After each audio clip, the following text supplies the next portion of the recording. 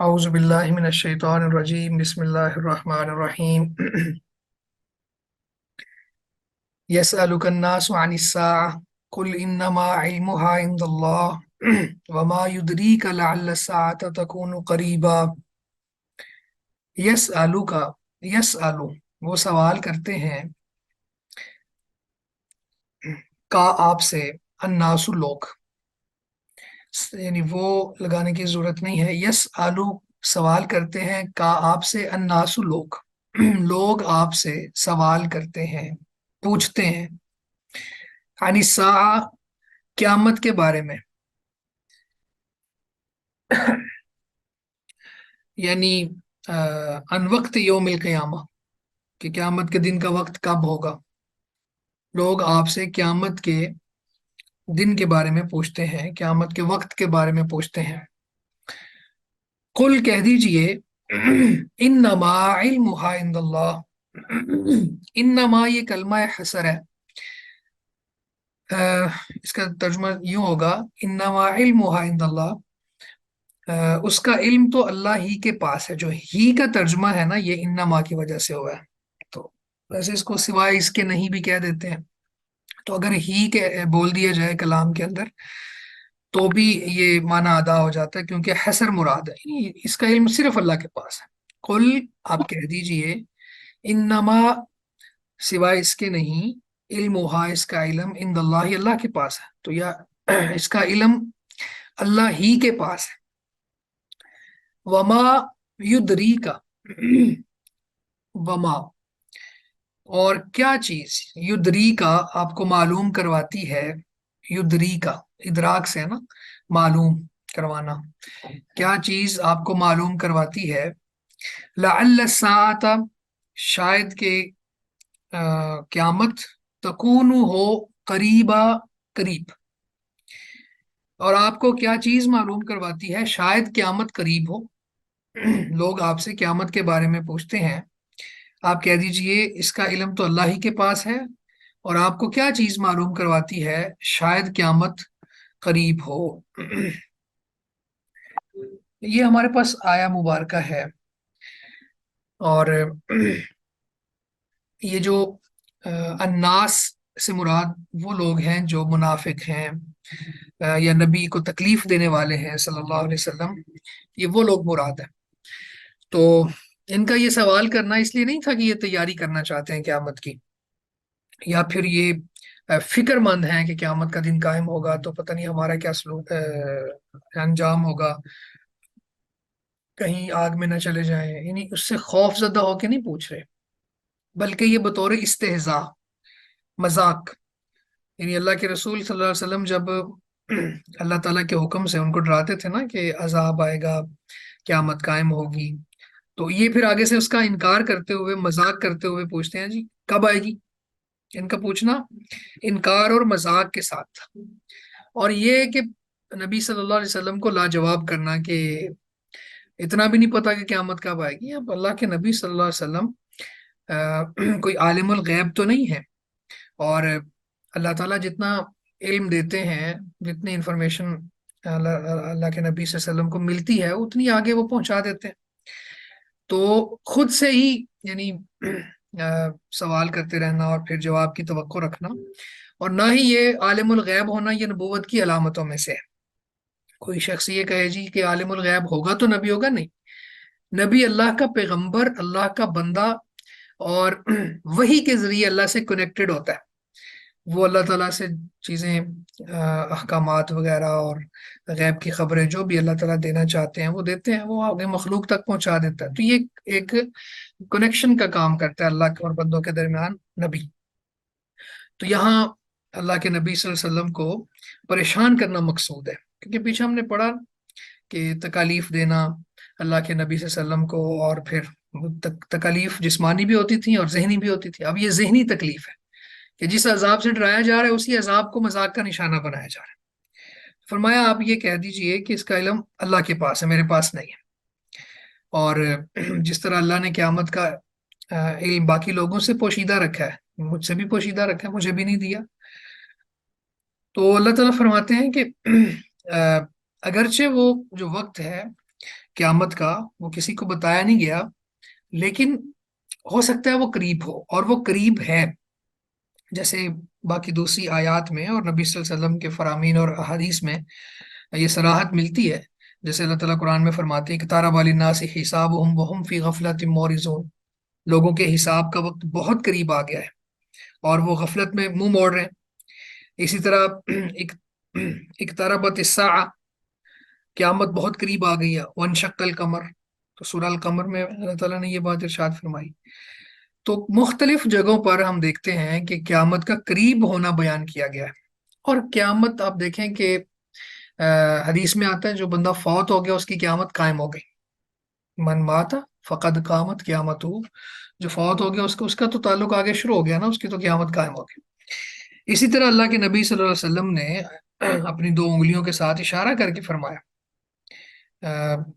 بعثت والساعہ کہاتین، میں اور قیامت اس طرح سے مبعوث کیے گئے ہیں، یعنی ہمارا تعلق یہ ہے کہ میں جاؤں گا، میرے بعد قیامت. تو یعنی آپ نے دو انگلیوں کو اشارہ کر کے اس کو قریب کہا، تو قیامت قریب ہے. تو یہاں پہ اس کو مذاق کا نشانہ بنانا اور اسی طرح سے تمسخر اڑانا اور لے آؤ جس عذاب کا وعدہ ہے، لاتے کیوں نہیں، اس طرح کی باتیں کرنا، کب آئے گا وہ، بار بار پریشان کرنا. تو یہ منافقین کا طرز عمل ہے، اور وہ لوگ جن کے دلوں میں بیماری ہے، اور کافر جو اللہ کے نبی صلی اللہ علیہ وسلم کو برداشت نہیں کر رہے تھے.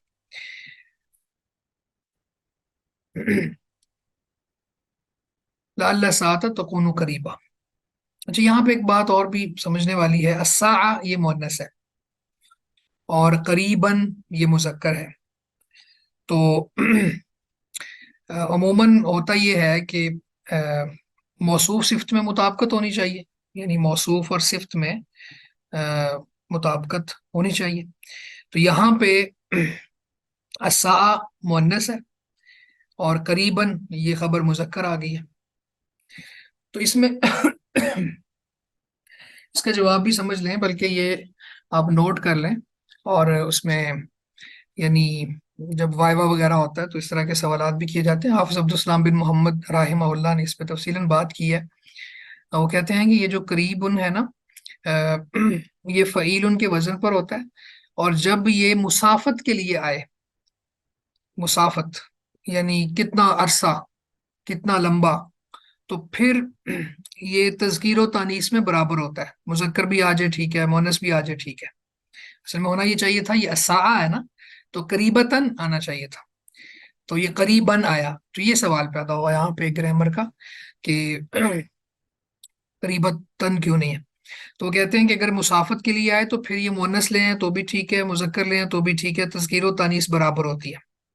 اور اگر یہ نسب کے لیے آئے، رشتہ داریوں کے لیے آئے کہ کون سی رشتہ داری قریب ہے کون سی دور ہے، تو پھر اس میں فرق کیا جاتا ہے تا کے ساتھ. تو رشتہ اگر مؤنث ہے تو پھر اس کو بھی مؤنث لائیں گے، رشتہ اگر مذکر ہے تو اس کو بھی مذکر لائیں گے. تو بہرحال یہ ایک بات انہوں نے بڑی خوبصورت کی ہے. ان اللہ لعن الکافرین وعد لهم سعیرا، بے شک اللہ تعالیٰ نے کافروں پر لعنت کی ہے اور ان کے لیے بھڑکتی ہوئی آگ کا عذاب تیار کیا ہے.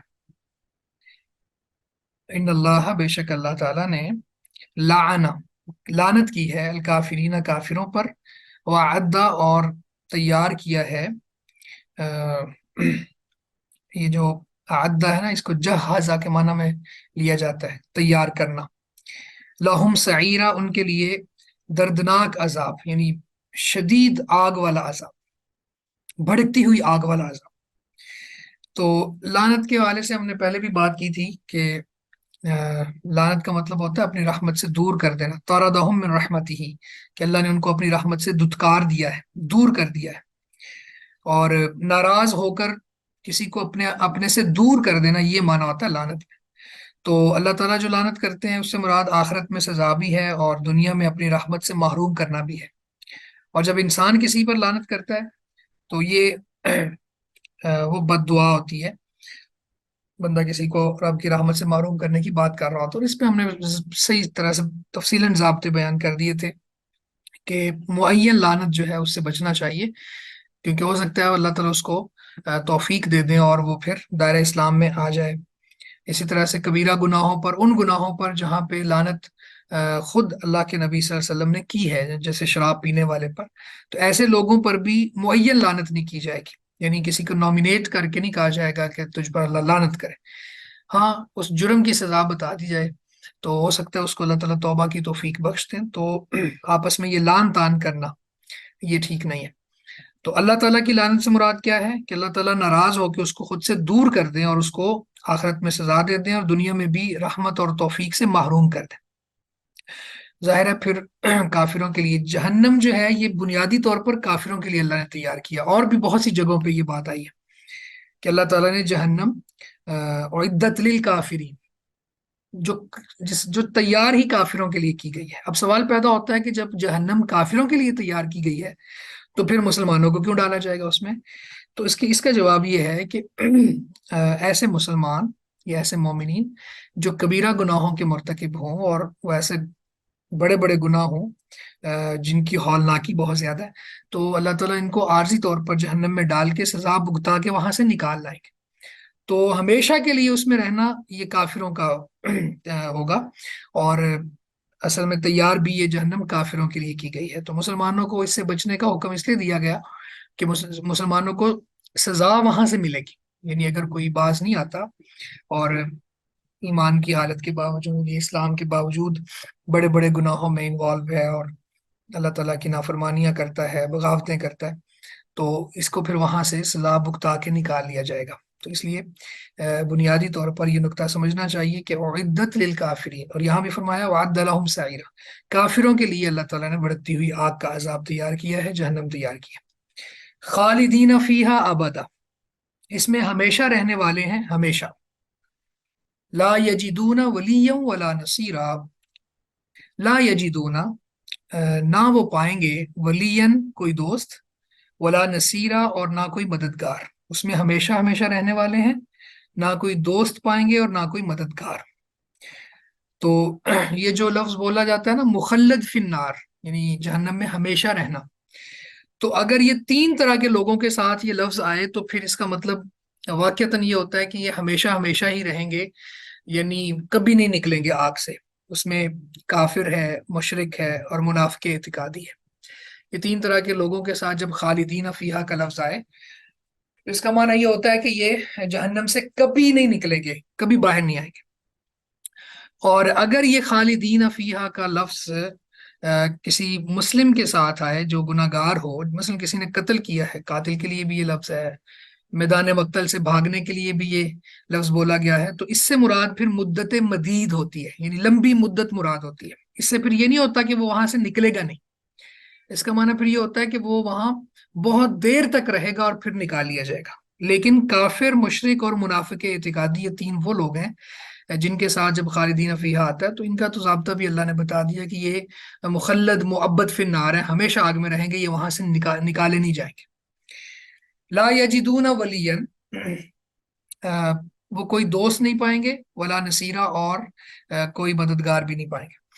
अब बंदा किसी अजाब में मुब्तला हो, किसी तकलीफ में मुब्तला हो, तो एक उम्मीद उसको बाकी रहती है कि उसका कोई दोस्त या कोई मददगार उसकी सिफारिश करके उसको निकलवा ले। या दुनियावी जब हम निज़ाम देखते हैं तो यहाँ पे रिश्वत दी जाती है, या फिर कोई ताल्लुकात, रेफरेंसेस को इस्तेमाल करके सजा कम करवाई जा सकती है, या किया जा सकता है। तो वहाँ ये कुछ भी नहीं होगा, कोई दोस्त नहीं होगा, कोई मददगार नहीं होगा। तो जो सिफारिश करे या कोई कोई भी तरीका इख्तियार करके वहां से निकाले। किनके लिए? ये तीन तरह के लोग जो मैंने बताए। उसके अलावा जो मुस्लिम है, मुसलमान है और गुनाहगार थे, उनके लिए दोस्त भी सिफारिश करेंगे। वला सदीकिन हमीम, जब एक दोस्त की सिफारिश से, ये हसन बसरी रहमहुल्लाह की तफसीर है, वो कहते हैं कि जब एक जन्नती जन्नत में अपने दोस्त को गुम पाएगा तो अल्लाह ताला से कहेगा कि मेरा दोस्त मुझे यहाँ नजर नहीं आ रहा। तो वो जाहिर है आग में जल रहा होगा, तो वहां से जाके ये पूरे प्रोसेस के जरिए उसको निकलवा लाएगा अल्लाह ताला की इजाजत से। तो जाहिर उसने सजा भुगत ली होगी तभी निकल आएगा। और मोमिन होगा, उसके दिल में जरा बराबर भी तकब्बुर नहीं होगा, शिरक नहीं होगा, تو اب وہاں پہ جب اس کے جہنم کے آس پاس کے لوگ اس کو گم پائیں گے تو وہ پھر کہیں گے اس کی سفارش کس نے کی ہے؟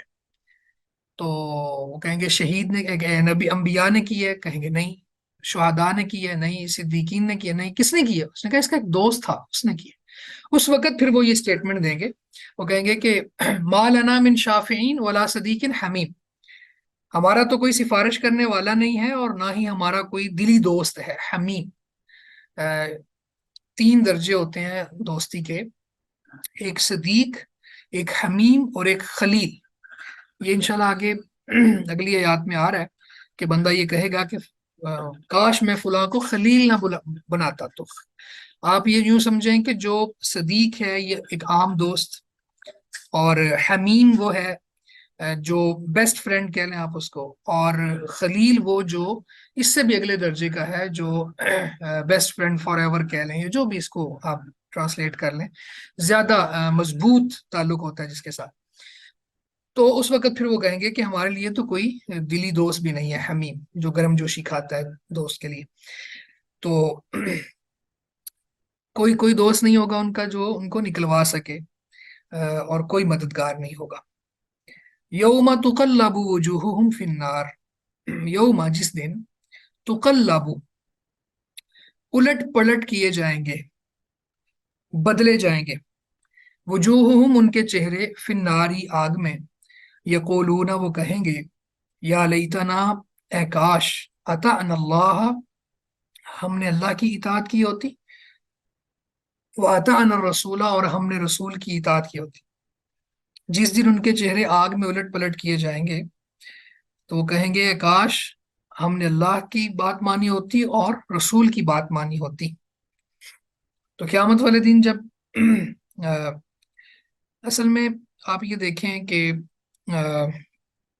اگر کوئی شخص سفارش نہ کرے نا تو پتہ ہو کہ آگ میں جلنا ہی ہے، تو پھر انسان اپنے جسم کے مختلف اعضاء کو ڈھال بنا لیتا ہے، مثلا چہرہ چھپا لیتا ہے تاکہ اس کو آگ نہ لگے یا کم لگے، ہاتھوں کو کے ذریعے وہ چہرے کا دفاع کرتا ہے، اس طرح کی چیزیں ہوتی ہیں۔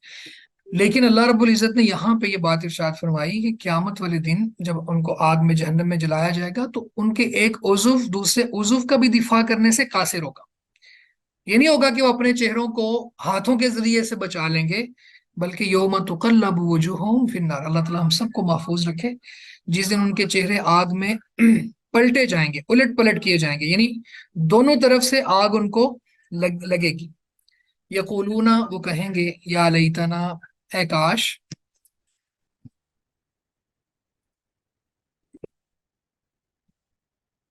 اطعنا اللہ و اطعنا الرسول، ہم نے اللہ کی بات مانی ہوتی، اطاعت کی ہوتی، اور رسول کی اطاعت کی ہوتی۔ تو اب یہ جو ہے نا یا لیتنا، یہ کاش کے معنی میں آتا ہے، اس کو تمنی کہتے ہیں، اور یہ ایسی چیز کی خواہش کے لیے بندہ بولتا ہے جو ممکن نہ ہو، یعنی ناممکن الوقوع کی خواہش کرنا۔ تو اب ظاہر ہے نہ ان کو دنیا میں بھیجا جانا ہے اور نہ ہی پھر دوبارہ سے ان کو موقع ملنا ہے۔ جب نہ دنیا میں آنا ہے نہ موقع ملنا ہے تو پھر یہ خواہش ناممکن کی خواہش ہے، اور تب یہ کہیں گے کہ کاش ہم نے اطاعت کی ہوتی اللہ کی اور اس کے رسول کی۔ اب کیا ہوگا، اب تو ان کو موقع جو ملا تھا وہ انہوں نے ضائع کر دیا۔ تو ہمیں یہاں پہ ایک بات سوچنی چاہیے، ویسے تو یہ کافروں کے بارے میں ہے، آگے بھی آ رہا ہے، جو اپنے وڈیروں کو اپنا رہبر مانتے ہیں اللہ کو چھوڑ کر، لیکن ہم جو دن رات گناہ کرتے ہیں، اگرچہ اللہ تعالیٰ نے یہ کہا ہے کہ میں تم دن رات گناہ کرتے ہو میں دن رات معاف کرتا ہوں، پر ہمیں بھی اس بات کو سوچنا ہوگا کہ کہیں ہماری زندگی میں اللہ کی زیادہ نافرمانی تو نہیں ہے، رسول اللہ کی نافرمانی زیادہ تو نہیں ہے۔ اگر ہے تو ہمیں اپنے رویوں کی اصلاح کر لینی چاہیے، اور یہ اس حال سے، جہنمیوں کے حال سے پناہ مانگنی چاہیے کہ اللہ تعالیٰ ان آگ والوں کے حال سے ہمیں بچائے۔ وقالو اور وہ کہیں گے، اچھا اس میں ان کی جو پیچھے خواہشات ہیں نا، وہ اللہ تعالیٰ نے اور بھی مقامات پہ بیان کیے ہیں کہ قیامت والے دن جب عذاب کو دیکھیں گے یا عذاب میں داخل ہو جائیں گے جہنم میں، تو اس وقت وہ مختلف انداز میں بات کریں گے، مثلا وَيَوْمَ يَعُضُّ الظَّالِمُ عَلَىٰ يَدَيْهِ، جس دن ظالم اپنے دونوں ہاتھ اپنے دانتوں سے کاٹے گا، یقول کہے گا یا لیتنی اتخذت مع الرسول سبیلا، کہے گا اے کاش میں نے رسول کے ساتھ رستہ بنایا ہوتا، یعنی رسول والا رستہ اختیار کیا ہوتا، یا ویلتا لیتنی لم اتخذ فلانا خلیلا، کہ اے کاش میری بربادی کہ میں فلاں کو خلیل نہ بناتا، وہ جو میں نے ابھی بات کی ہے کہ 3 درجے ہیں دوستی کے، تو اس میں خلت، میں خلیل نہ بناتا۔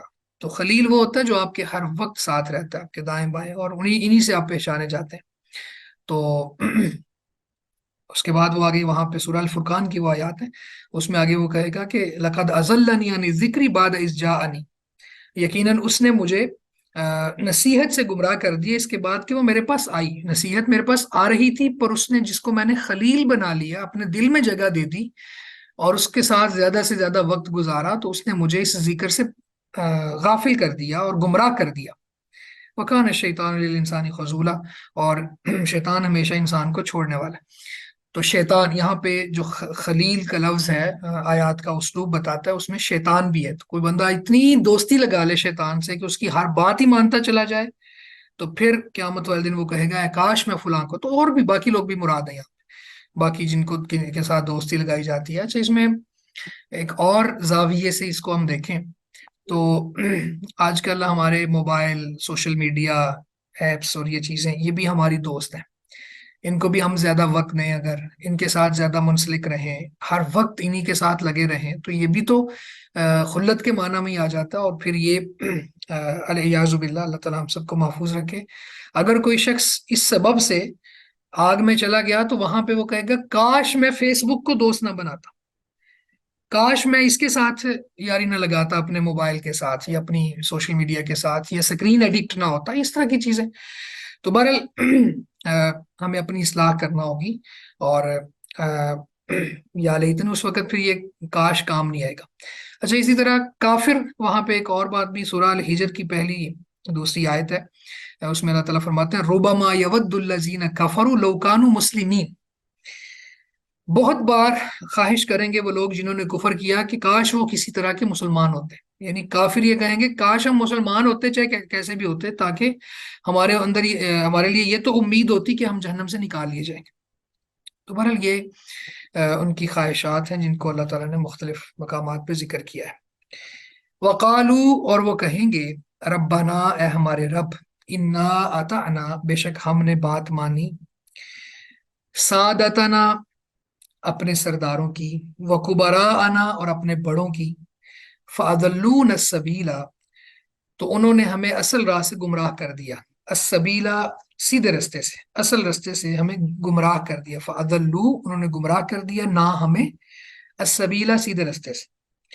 اور وہ کہیں گے اے ہمارے رب، یقیناً ہم نے اپنے سرداروں اور اپنے بڑوں کا کہا مانا اور ان کی بات مانی، تو انہوں نے ہمیں اصل رستے سے ہٹا دیا، سیدھے رستے سے گمراہ کر دیا۔ اب یہاں پہ ایک ہے سادہ، سادتنا، یہ سادتن، یہ سیدن کی جمع ہے، اور کبراء، کبیرن کی جمع ہے۔ تو سادتنا سے مراد سردار اور اثر و رسوخ والے لوگ ہیں، جو وڈیرے ہوتے ہیں، کسی بھی قوم کے اندر ان کا اثر ہوتا ہے، انفلوئنس ہوتا ہے۔ اور کبراء سے مراد ہمارے بڑے، یعنی عالم، علماء۔ تو ویسے حافظ عبدالسلام بن محمد رحمہ اللہ نے 3 طبقے ذکر کیے ہیں جو لوگوں کی گمراہی کا سبب بنتے ہیں۔ اس میں ایک یہ سادتنا، یعنی بڑے بڑے جو اثر و رسوخ والے لوگ ہیں، دوسرے علماء، اور تیسرے رہبان، راہب، درویش لوگ، صوفیزم کہہ لیں اس کو۔ تو 3 طرح کے لوگوں نے ہمیشہ گمراہ کیا ہے۔ اور عبداللہ ابن مبارک رحمہ اللہ کہا کرتے تھے کہ بادشاہوں اور برے علماء اور درویشوں نے ہی دین کو خراب کیا ہے۔ جب قرآن و سنت سے ہٹ کے لوگوں نے ان کا رخ کر لیا، اور وہ اثر و رسوخ والے تھے، ملوک یعنی بادشاہ، تو پھر عوام میں بھی انہی کی چھاپ نظر آئی، انہی کے عقائد اور نظریات پھیل گئے۔ اسی طرح سے برے علماء سو جو ہیں، انہوں نے بھی عوام کو گمراہ کرنے میں کردار ادا کیا۔ اور اسی طرح سے جو راہب ہیں، جنہوں نے کہا کہ بالکل قطع تعلقی کرو دنیا سے، اور صرف دین کی طرف آ جاؤ، اور یہ دیکھنے میں بہت اچھی چیز لگی، اور لوگوں نے کہا کہ واہ یہ کتنی قربانی دے رہے ہیں، ایک ٹانگ پہ کھڑے ہو کے عبادت کرنا، کنویں میں لٹک کے عبادت کرنا، اپنے آپ کو مشقت میں ڈالنا، ٹھیک ہے، تو خود ساختہ عبادت کے طریقے وضع کرنا، اور پھر کہنا جی نہیں میں تو شادی نہیں کرواؤں گا، کیونکہ میری عبادت کمپرومائز ہوگی، پھر یہ کہنا کہ جی میں تو روزانہ ہی ساری ساری رات جاگوں گا، کبھی سوؤں گا نہیں، پھر اسی طرح سے یہ کہنا کہ میں روزانہ روزہ رکھوں گا، اس طرح میں یہ فلاں چیز کو نہیں کھاؤں گا، فلاں چیز اپنے اوپر حرام کر لیتا ہوں، تو یہ اس طرح کی چیزیں اللہ کے نبی صلی اللہ علیہ وسلم نے ان کو برداشت نہیں کیا۔ آپ نے فرمایا تھا کہ مجھ سے زیادہ اللہ سے ڈرنے والا کوئی نہیں ہے، میں تم میں سب سے زیادہ اللہ سے ڈرتا ہوں، تو میں کھاتا بھی ہوں، پیتا بھی ہوں، سوتا بھی ہوں، جاگتا بھی ہوں، رات کو قیام بھی کرتا ہوں، شادیاں بھی کی ہوئی ہیں، روزہ رکھتا بھی ہوں اور کبھی نہیں بھی رکھتا، تو میری سنت سے، میرے طریقے سے جو اعراض کرے گا تو اس کا میرے ساتھ کوئی تعلق نہیں ہے۔ تو یہ ان لوگوں نے گمراہ کیا۔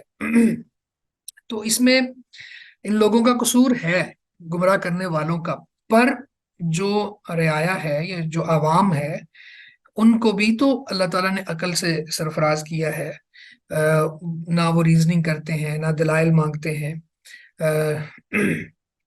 کوشش ہی نہیں کرتے، دنیاوی معاملات میں تو بہت زیادہ کوشش کرتے ہیں، لیکن دینی معاملات میں بالکل آپ دیکھیں نا، عموماً یہ معروف بات ہے کہ کوئی چیز خریدنی ہو تو کتنی وہ دکانیں پھرنا، اور پھر مارکیٹ میں جانا، اور پھر آن لائن ریٹس چیک کرنا، اور اتنا کچھ ہوتا ہے، لیکن دین کے معاملات میں کوئی بات نہیں ہے، تو لوگوں کا اپنا بھی رویہ برا ہے نا، تو وہ پھر وہاں پہ قیامت والے دن یہ کہہ رہے ہوں گے کہ اے ہمارے رب، بے شک ہم نے اپنے بڑوں کی بات مانی، وڈیروں کی، چودھریوں کی، بادشاہوں کی اور علماء کی، فَأَزَلُّونَ السَّبِيلَ، تو انہوں نے ہمیں سیدھے رستے سے ہٹا دیا۔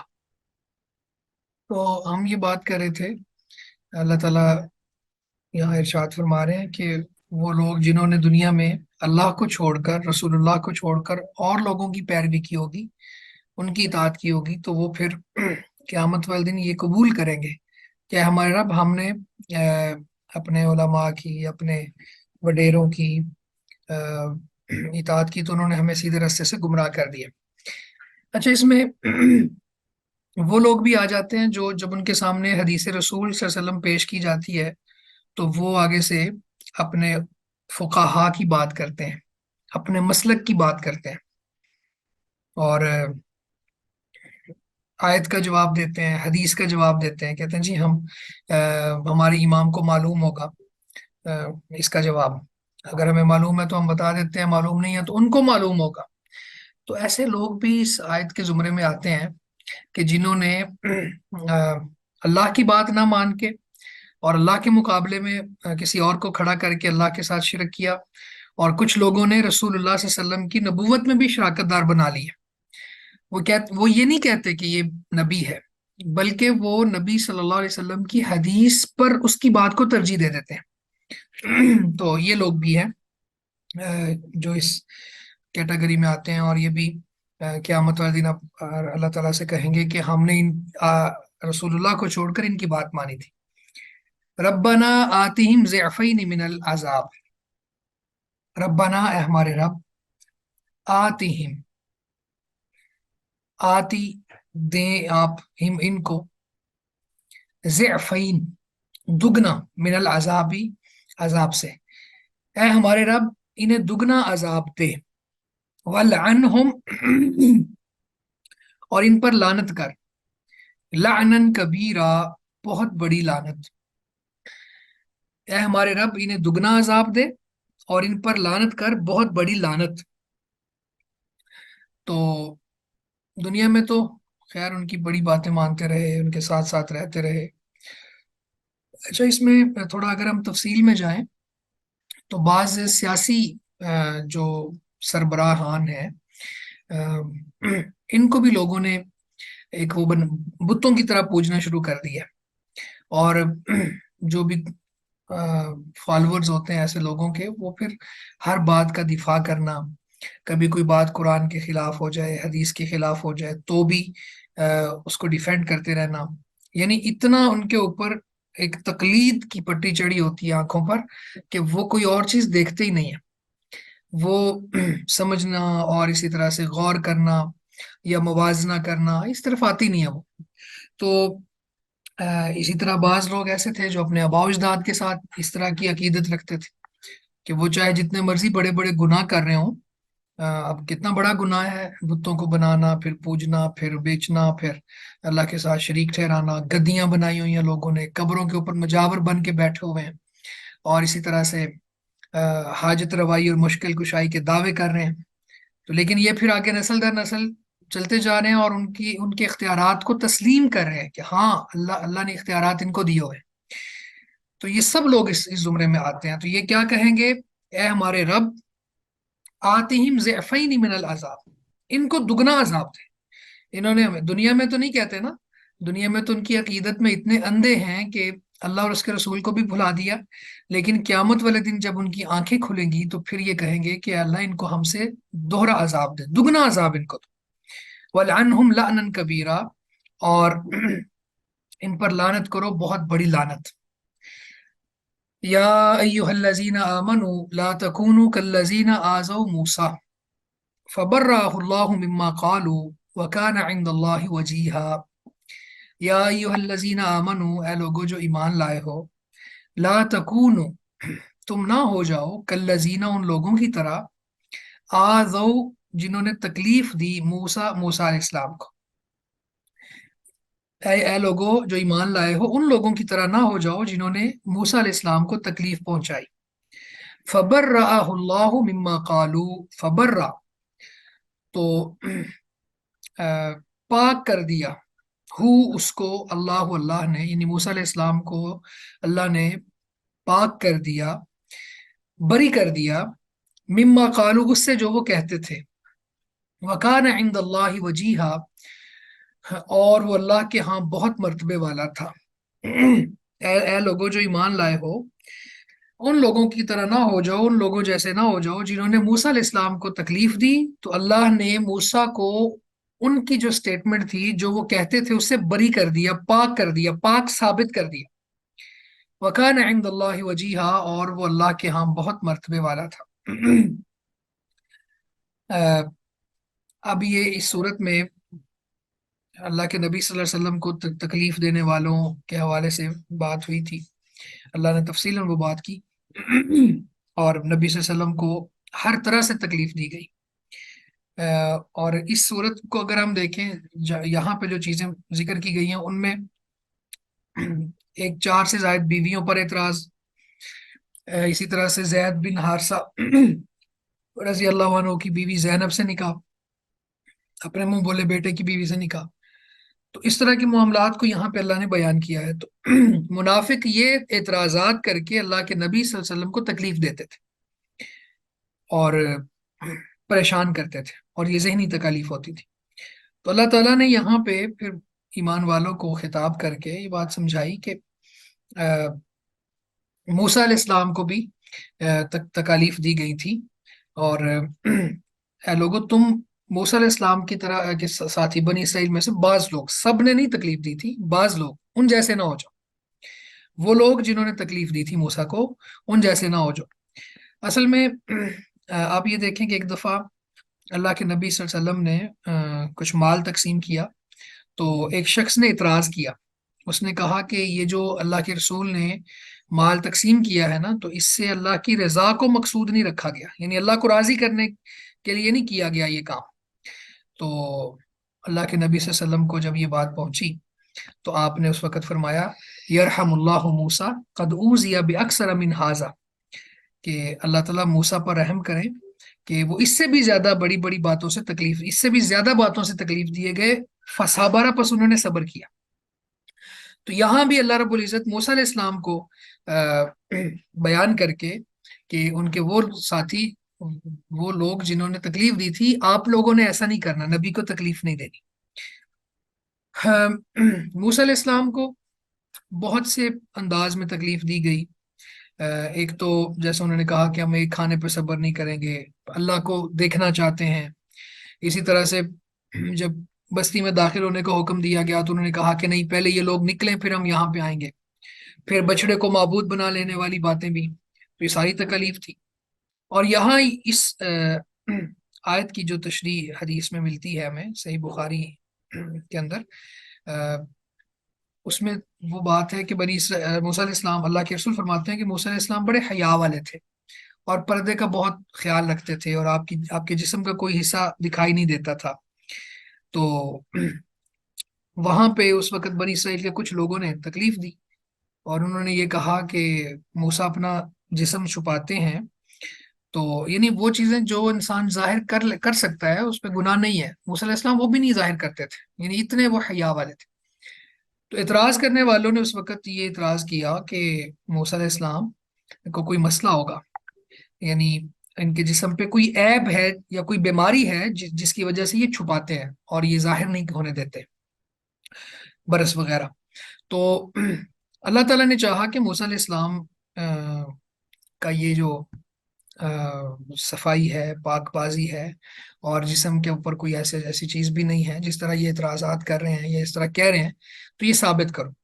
تو بڑا امیزنگ واقعہ ہے کہ موسیٰ علیہ السلام ایک دفعہ تنہائی میں تھے، اور وہ پتھر کے اوپر انہوں نے اپنے کپڑے رکھے اور غسل کرنا شروع ہو گئے، تو پتھر کپڑے اٹھا کے بھاگ گیا۔ اب یہ صحیح بخاری کا واقعہ ہے، یعنی کوئی قصہ کہانی نہیں ہے۔ تو موسیٰ علیہ السلام نے بھی، ان کے ہاتھ میں لاٹھی تھی اور وہ پیچھے بھاگے اور یہی کہہ رہے ہیں میرے کپڑے ہیں، پتھر میرے کپڑے۔ تو وہ پتھر جو ہے وہ جا کے بنی اسرائیل کے ایک مجلس کے اندر جا کے رک گیا، تو سب نے موسیٰ علیہ السلام کا جسم دیکھ لیا، اور اللہ تعالیٰ فرماتے ہیں فَبَرَّأَهُ اللَّهُ مِمَّا قَالُوا، جو وہ کہتے تھے اللہ تعالیٰ نے اس سے بری کر دیا۔ یعنی اللہ تعالیٰ نے پھر یہ چیز برات کی، اور موسیٰ علیہ السلام نے وہاں جا کے پتھر کو پھر وہ لاٹھی ماری غصے سے، اور اللہ کے نبی صلی اللہ علیہ وسلم فرماتے ہیں 3 یا 4 یا 5 نشان پڑ گئے وہاں پہ پتھر کے اوپر، اتنے زور سے ماری انہوں نے لاٹھی کہ میرے کپڑے لے کے کیوں بھاگے ہو۔ تو یہ ہے مراد اللہ تعالیٰ کے فرمان کی یا ایھا الذین آمنوا لا تکونوا کالذین آذوا موسیٰ فبرأہ اللہ مما قالوا وکان عند اللہ وجیہا۔ تو یہ اس آیت کی تشریح میں صحیح بخاری کی یہ حدیث بھی موجود ہے۔ تو یہاں پہ اس آیت تک ہم رکھتے ہیں انشاءاللہ۔ آخری بات وہ یہ ہے کہ انبیاء کو بہت زیادہ تکالیف دی گئی، اور سارے ساتھی ایسے نہیں تھے جو تکالیف دیتے، جیسے بنی اسرائیل میں سے بعض تھے جنہوں نے تکلیف دی، اور اللہ تعالیٰ پھر اللہ کی شان ہے۔ اب ہم اس واقعے کو پتہ نہیں کس اینگل سے دیکھیں، یا کوئی ملحد پتہ نہیں کیسے دیکھے، پر اللہ تعالیٰ اتنا بے پرواہ ہے، اتنا بے نیاز ہے، اس کو کسی کی کوئی پرواہ نہیں، وہ جو چاہتا ہے وہ کرتا ہے۔ اللہ رب العزت نے موسیٰ علیہ السلام کی برات اور پاکی کو ثابت کرنے کے لیے یہ اتنا بڑا کام بھی کروا دیا پتھر سے کہ آپ یہ لے کے معجزہ بھی ہو گیا، اور پھر ان کے اعتراضات بھی ختم ہو گئے۔ تو اللہ تعالیٰ تو اپنے نبیوں کا دفاع کرتا ہے، اللہ تعالیٰ اپنی کتاب کا دفاع کرتا ہے، کر بھی رہا ہے، آئندہ بھی کرے گا۔ تو مسلمانوں کو بھی چاہیے، یہاں پہ اللہ نے حکم دیا کہ اے ایمان والو تم ایسے نہ ہو جو کہ جو انبیاء کو تکلیف دیتے تھے، تو تمہیں تو چاہیے کہ انبیاء کا دفاع کرو۔ اور ایسے لوگوں کا تذکرہ بھی اللہ نے قرآن مجید میں کیا کہ یا قوم اتبعوا المرسلین، کہ اے لوگو، اے میری قوم کے لوگو، انبیاء کی پیروی کرو۔ تو وہ پھر ان کو تشدد کا نشانہ بھی بنایا جاتا۔ تو وکان عند اللہ وجیہا، وجیہا کا معنی ہوتا ہے بڑی عزت والا، بلند مرتبے والا۔ جی یہاں تک رکھتے ہیں انشاءاللہ۔